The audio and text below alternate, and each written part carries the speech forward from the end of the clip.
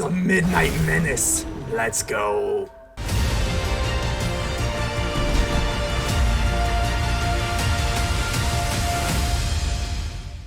Ladies and gentle mages, civilians across the multiverse, welcome back to another episode with ManaMan. And today, we've got a juicer for you because Kamigawa is out. That's right, and we've got Junji, the Midnight Sky, the Midnight Menace. Look at how gorgeous this is. And now I know I had to get the alternate arcs. I have to be a little bit extra, but Junji, the Midnight Sky is a legendary creature. It's Dragon Spirit with flying and menace, hence the Midnight Menace name. When Junji, the Midnight Sky dies, each opponent is going to choose one. Each opponent is going to discard 2 cards or lose 2 life, or put target non-dragon creature card from a graveyard onto the battlefield under your control, and you lose 2 life. This card is so versatile, and I think the best home for Junji is going to be in a discard deck, because there's 2 different things you can do. You can end up popping your opponent off by discarding the 2 life and doing 2 life to them, or you can get a non-dragon creature card from the battlefield under your control. So what we can do, there's a bunch of different targets we can get. We can get Tergrid, the god of Fright, we can get Bloodvial Purveyor, and we can get Nighthawk Scavenger. So we can get a free reanimation spell off of this thing dying whenever we want. And if it doesn't die, it still has flying and menace, so it's going to be able to do a tons of damage. So what, I mean, obviously we've got the Takenuma Abandoned Mire. This is going to be a really awesome card because obviously these legendary lands are free. You might as well, you have to run at least 1 because there's no reason not to. I'm going to run 2. It's a little risque, but you know, hey, for the upside, we're going to do it.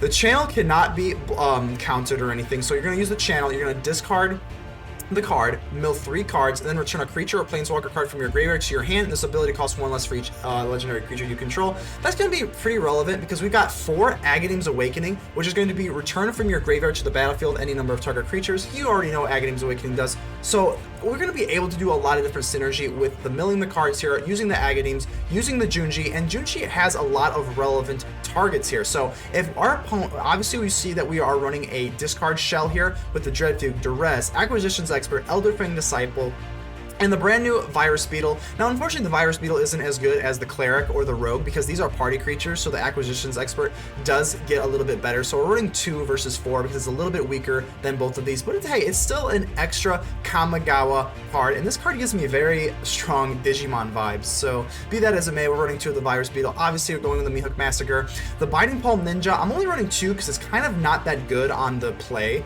or on the draw. On the play, it's very good. On the draw, it's like very, very bad actually. So, but it does have Ninjutsu 3, and if we get one of these little weenies to come in free, you're going to be able to use the Ninjutsu. It's going to come in, you remove the menace count off it, and then you just get to exile a card. That's really, really good. It's obviously just more hand hate, so it makes its way into the deck. Inscription of Ruin's really good.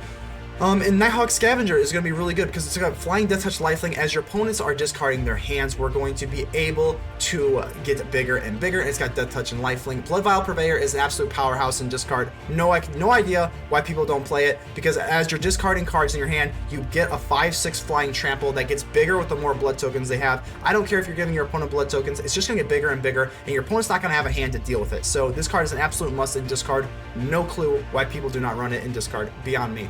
But other than that, we got Tergrid, the Junji, the Midnight Sky, pretty much going to be just discarding and just dealing damage and using Junji to recycle. And what's really awesome is, I know we're running 4 Junjis. I don't know if that's the optimal way, but if you cast a Junji and you have to get rid of one of your creatures because of the legendary rule, obviously, it actually gets, it's never really dead, because then you get to use, when Junji dies, choose 1, and then when it dies, you get the ability, so it's never really dead.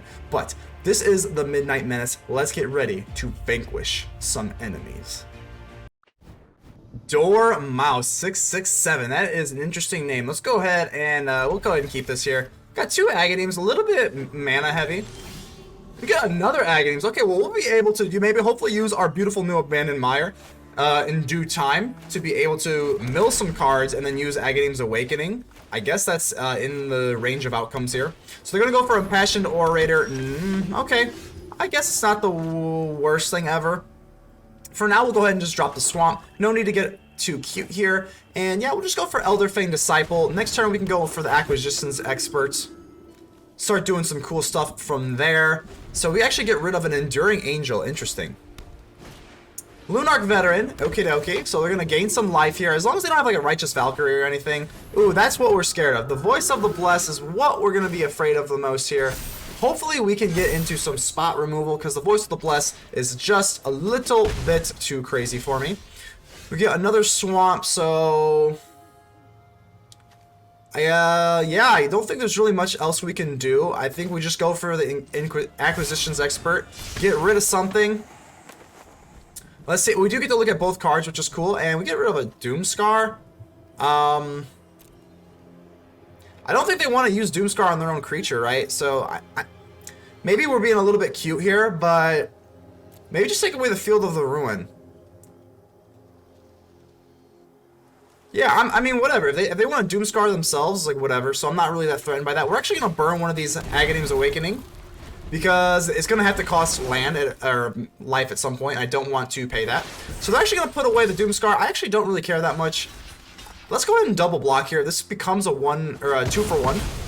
So we actually just killed them for 1, so that's actually really nice. At this point, we're actually going to see how good this is. We're going to discard this card, mill 3 cards, and then return a creature or planeswalker. And we obviously do not, I repeat, do not have to use anything fancy. So yeah, I think that's still just the best move. We're going to go ahead and use it on their turn, obviously. And we'll go ahead and see just how useful the new creature, they're not creature lands. I'm used to creature lands with Hive of the Eye Tyrant, Lair of the Hydra, and whatnot. So I guess we'll just do this. And we're actually just going to chump block. We really are, because, yeah, we just are. I don't want to take any more damage than I have to. So let's do that. Let's see what they got going on here. Okay, we're going to do it. The Abandoned Mire, channel. Okay, we're going to be able to mill 3 cards and return a creature or a planeswalker. And there we get our beautiful Junji, the Midnight Sky. Come forth, my beautiful. Come forth. All right, all right. At this point, I think what I want to do is just get Junji out, really. I mean, let's just go do it. All right, Junji, the Midnight Menace, baby. We need you now more than ever. Let's get it going on. Oh my gosh, so beautiful. Look at this art. So this is pretty cool. We still are going to need some spot removal because the Voice of the Blessed, I'm assuming, is going to be able to gain a bunch of life and get bigger than our creature. And they actually don't. This is crazy. This is absolutely crazy. Okay, well, what I'm going to do is go for Elderfang Disciple. We're going to be able to discard 1 card. Wow, and we actually get rid of a Valkyrie Harbinger. Okay, well, let's go for Acquisitions Expert, and now we get to see both their cards, because now we have a Cleric and a Rogue, so we get to see both of the cards in their hand. We get a Frost Tyrant. Destroy target attacking creature. Okay. I guess we'll get rid of the Frost Tyrant. Now, this is an interesting spot. They can use this to kill us. So actually, I think I don't want you to do that. We're going to go ahead and give them a thinking here. If they kill our Junji, we can reanimate something back in our grave, but we don't really have anything worth doing that for. Or we can also just go for an Agadeem's Awakening at some point. 1, 2, 3, 1, 2, 3. That would take a while to really come into fruition. I think this is a little bit risky. But, well, we have no choice. We already clicked the game, so we can't Z our way out of here. We're going to go ahead and Acquisitions Expert. So, we get to swing in here. I do know that they obviously have the Doomscar, but, you know, hey, it is what it is. So, they got Voice of the Blessed, so that's actually interesting. So, now this goes up to a 5/5, and they ought not to go for the Doomscar. Very interesting here. Unfortunately, we just have another Hive of the Eye Tyrant. Okay, well, they're not flying, so they're not flying. We're going to go for Hive of the Eye Tyrant. This is an easy move here because it does have Menace. We're actually going to swing all, I believe. Or no. No, let's not swing all, because if they gain a lot of life here and storm off, I think... Actually, no, I don't think they can gain... How much? 6? That would be 9, that'd be 10. I don't think they can do that unless they get something else, so... I think we can afford to be a little bit aggressive here. We're going to swing in. I'm going to get rid of... What do I not want to see? I guess the yeah, that's fine. Sure. This doesn't do anything from the graveyard, so we get to swing in, do 10 damage. I'm going to play this other Hive of the Eye Tyrants. Okay. They do have... Obviously, they've got... Okay, they've still got the Doomscar. I wonder if they're going to use the Doomscar. They are not. We get another land. That is so unfortunate. So I guess we should have kept the Agadeem's Awakening. I didn't know we were going to get flooded with all this land. Very, very unfortunate. But let's see what we can do here. We can actually go for Hive of the Eye Tyrant, which is what we're going to do. And we can't go for another Hive of the Eye Tyrant. So I think we're just going to swing in with this. I'm nervous that if they gain enough life, this gains flying. Right? So if Voice of the Blessed gets 4 counters on it, it gains flying and vigilance. So that would be, if I swing in with both here, I think that's not going to be good enough. So I'm going to swing in just the Hive of the Eye Tyrant. We'll get rid of this Enduring Angel. If they want to double block, they are not, okay, so they are not going to be able to do that. Let's see if they use the, so here's the Impassioned Orator. This is what I was nervous about. So they're going to be able to gain up to 6, and I'm not going to block, because if we get Menace 2 ways, if we block here, what can we get back? Really nothing. So I guess we're just going to have to take the damage here. Go down to 1, and they are sitting with nothing. We do get a Meathook Massacre. Okay, what do we want to do with this Meathook Massacre? I think that's game, right? Hold on. No, I don't think that's game just yet, because we can go for, let's go for the Swamp. We can go for 2 Hive of the Eye Tyrants. So let me do some calculations here. I think we can go for 2. 1, 2, 3, 4. 1, 2, 3. No, we cannot, actually. We cannot. So I guess what we're going to do is 1, 2, 1, 2, 3, 4, 5, 6. We can clear the board. I think that's what we're going to do. So let's go ahead and use Junji to swing in with Menace. Down to 3 we go. Meathook Massacre is going to be just 1 off of being able to clear the board. And I don't think I missed lethal or anything. So let's go for 6. I guess we'll just do the maximum amount we can. 1, 2, 1, 2, 3, 4, 5, 6, 7. We'll go ahead and place down for 7. Just in case they can gain life. They can't. They've got a Doom Scar. But we'll go ahead and do that. We'll gain a bunch of life, and we'll be able to ping them off for 2 damage. And Junji is going to be what we really want here. So each opponent discards 2 cards and loses 2 life, and they're going to finish it off. Let's go. Junji takes it. Remember to subscribe to the channel for more Magic deck videos every single day. Limo, not 1 limo, but 2 limousines. All right, let's go. You gotta love it. Oh, I do see, we got some pretty little sleeves here. And I think they did mulligan. We'll go ahead and give them the friendly mulligan hello, as we do on this channel. You hate to see it. You love to play against it. You hate to see it. So I think I'm actually going to be a little bit dicey here. It's always a little bit peculiar when you have 2 lands and an Agadeem's. I kind of want to save the Agadeem's in case that we get flooded. And we actually do get the Swamp, so I guess it is better that we save the Agadeem's. Let's go ahead and go for our Elderfang Disciple. Get rid of a card, doesn't matter. Pick a card, any card. So to get rid of a Field of Ruin, not a big deal. See, this is, if they don't play a land, or rather a creature here, this is pretty interesting because we can always go for the Bite Palm Ninja. So that, I think, is going to be what we do. So let's go ahead and swing in here and look at this, the Biting Palm Ninja. Now they might have some sort of disruption, but if they do, whatever, we're gonna go ahead and use this. We'll at least be able to play the Elderfang Disciple again, and this just swings in. So we get a free reign, and we're gonna take the action. We're gonna be able to exile a card of our choice out of here, and wow, this is actually pretty gross. Ooh, okay, so I guess we'll let them, oh god, 2 wedding announcements and a Deadly Dispute. I guess we'll just get rid of 1 of the wedding announcements. Not the greatest hand, I didn't really want to see, but you know, it is what it is. They go for the wedding announcement. Yeah, they get to create 1. Not the best thing, but we can actually do some pretty good work here. I'm actually just going to swing in. So we have to make a decision here. Do we want to... Well, we're swinging in no matter what. This does not change, so I'm assuming that they're going to block, because they're not going to want to take another discard action from the Biting Palm Ninja. So now do we have to make a decision? Do we want to go for Elderfang Disciple? I think we do. So I'm going to play this, pay the life. We're going to go for Elderfang Disciple. It's always better to go for Elderfang Disciple first, because Acquisitions Expert is combines very well with this. So Acquisitions Expert. And at this, oh, they take it. Hey, that was quick. The ninja does work. The doctor is in. How are we doing? That is a cute name. I was like, the doc? Oh, the doctor. Okay. So, let's go ahead and swamp it up here. Let's go in for a Duress. Hopefully they're running non-creatures. Sometimes they don't, and we at least get an unnatural growth. But hey, we at least get to peek at their hand and see what's going to bash our skull open. So that's kind of nice. Let's just go for a swamp. Nothing fancy here. Just going to go for Elderfang Disciple. We're just making them discard. You already know what the deal is. Discard, and I mean, whatever they discard, it's at least going to be effective, because if they discard a land, they won't be able to get into the Uvenwald Oddity, and they actually discard the Uvenwald Oddity itself.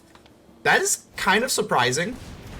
I guess they're really nervous we're just going to start going crazy on the old discarding. So, okay, Outland Liberator comes out to play. Let's just go for the Acquisitions Expert. Yeah, let's just do that. I mean, we got a Meathook Massacre. So let's go ahead and just see what they got. And because Elderfang Disciple is a cleric, we can see 2 of the cards that they have. So we're actually just going to get rid of a forest, unfortunately. But, you know, hey, that's still a land gone. It's still a land they can't use. So can't, can't complain too much. That's still something they can't use. Werewolf Pack Leader, alrighty. I don't think they want to double. Okay, well, I don't know why they're doing this. Unless they have a Snakeskin Veil, this is kind of weird to me. So that turns into a 1-for-1, and that's absolutely fine with me. And now we've got an Agadeem's Awakening. That's actually really interesting. We could always use Agadeem's Awakening a little bit later to get back some creatures. But for the right now, I think what I want to do is swing in here. And I know this sounds really weird, but we can always go for Meathook Massacre. So this dies, but we do get the Meathook Massacre for 2. And I think that's going to be our best play. So this is going to die, gain some 1 life, and we're actually probably not going to use this Agadeem's Awakening for the spell. We're going to use it as a land and get out Junji the Midnight Sky. I think that's kind of the route we want to go. So they commit to that, and we actually get to save the Agadeem's Awakening. So, it's time. I hope you're ready. Junji the Midnight Sky. Let's get it going. Let's go. The Midnight Menace. Let's go. So we're out here and about. Let's see what they got going on here. I don't know. So they're going to go for Rangers class. Go for the level 3 immediately. I don't think they want to attack. They do not. And it actually goes Knight, which is not the best thing in the world for us. We also get a Biting Palm Ninja. That's actually pretty cool. This thing does have Menace, so that's also pretty interesting to note. I think what we're going to do is just swing on in. And because we have Menace, I mean, we have Flying and Menace, but we have Menace as well, so it's not really going to matter. I'm actually just going to play this. Because this is pretty cool. I mean, it's a little bit less relevant now that they are down to the Old Growth Troll. But, so they're going to be able to storm off the top of their deck, which is unfortunate. But I think we're pretty okay here. So this is going to be a 3-3. We can actually block here. Do we want to block? I would say no. Let's say no. Because if we swing in, we can at least get rid of one of these cards now.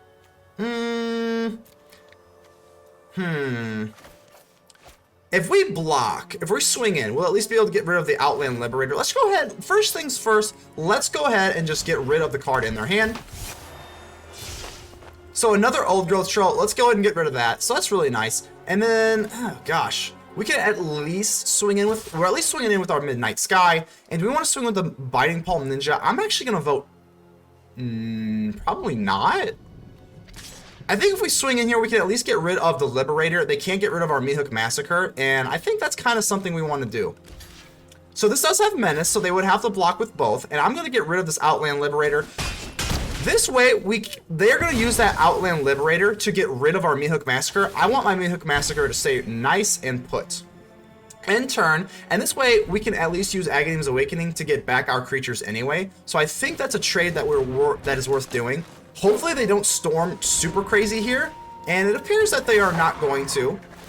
Rangers class is going to put a lot of pressure on us, but I'm not going to block the Old Growth Troll. Well, I guess I am.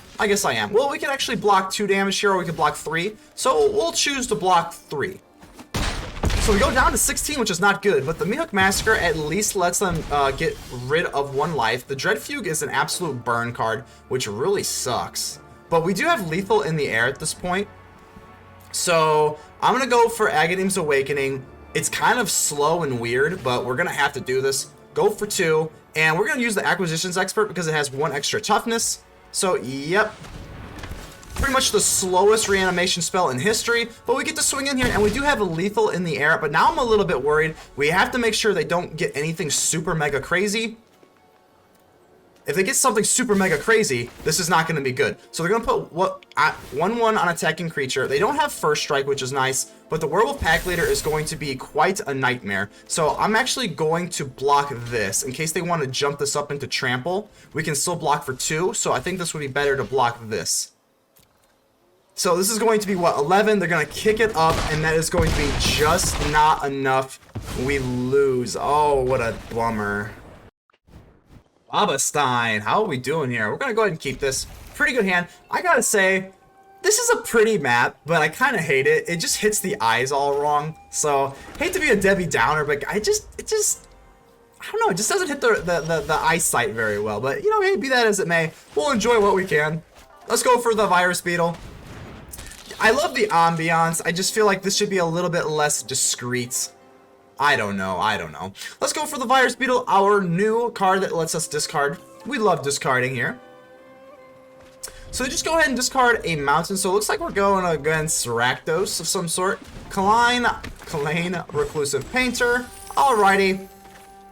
Pretty good here. I guess we'll just go for the most standard thing. We're going to go for an Inscription Ruin. Just make them discard 2 cards. Hey, sometimes when you play discard, it's not too fancy. We're just going to make you discard your cards. Pretty simple. Get them out of here. Turn 4, we actually have enough. We'll be able to get right into this Bloodvial Purveyor, and hopefully we can get into a Junji here.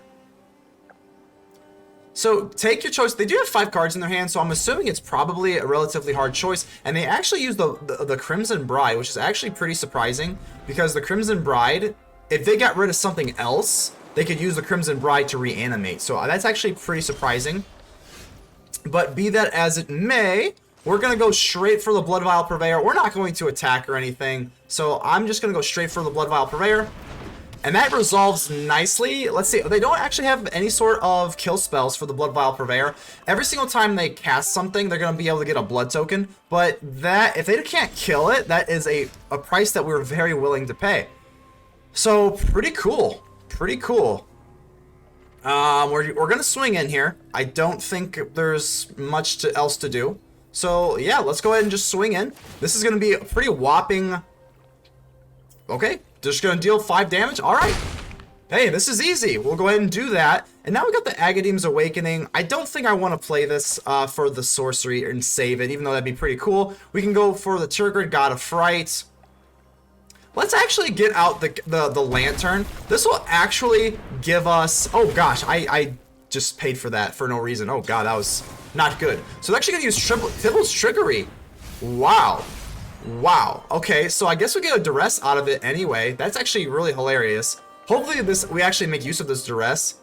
That was just absolutely nuts. So we actually get rid of the Professor Onyx. That is actually awesome. Holy crap. So no more Professor for you. That was crazy. Not only, so we get a Sorin. Okay, it is what it is.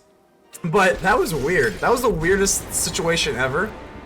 Okay. I am vengeance, bloody and righteous. You fight for me now. We fight for you now, huh? Is that so, Sorin? Is that so?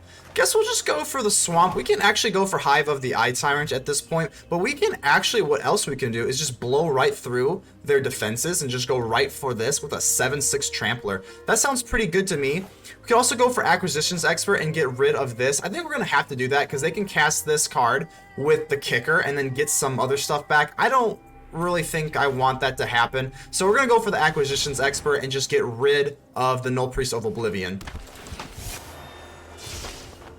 So yeah, we'll just go ahead and get rid of you. Nothing special here. And we're just going to go for the Nighthawk Scavenger. But before we do that, we're going to go ahead and swing in.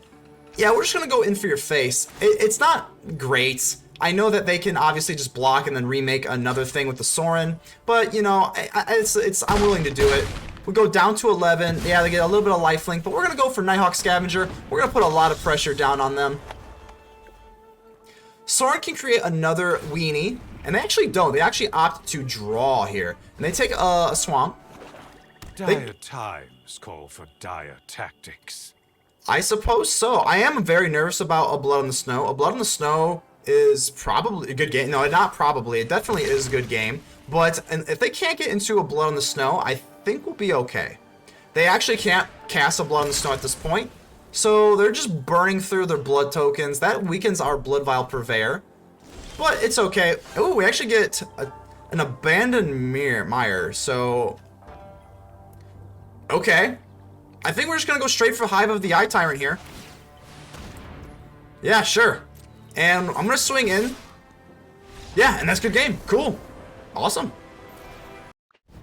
So we're back here at the Hideout with the post-game wrap, and overall, just gotta say, this deck was an absolute blast to play with. Junji the Midnight Sky is an absolute adore to get on the battlefield, and actually use it, it's really good, and it's really relevant. Now, as far as being, I always like to critique it as far as going with competitive play. Now, Junji, I don't know if this is exactly the optimal strategy. Maybe Junji should be ticked down to a 3. Now, it's not the end of the world if you get another Junji, obviously, as discussed, because you have the legendary creature rule, and then you get the ability, one of the abilities, whichever one's more relevant. So it's not the end of the world, but is it the most optimal? Probably not. But I made this deck with 4 Junjis just for the content's sake. But you know, I mean, there's always some wiggle room to do what you want to do here. We can also go for more Dread Fugue, more Duress options. There's also an Alchemy version you could make, but I don't know. I mean, I think this is pretty much as good as it gets. I don't have too much critiques other than maybe dropping the Junji down and maybe tweaking, maybe a little bit more removal.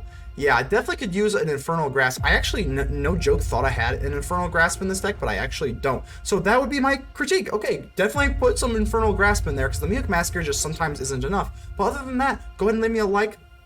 Go ahead and leave me a like. The button looks just like this. Go and subscribe, comment, tell me how ugly I am. Just do something in the comments, because I really appreciate, and I'm trying to make this channel as big as it can possibly be. But until then, I will see you on the next episode. ManaMan, out.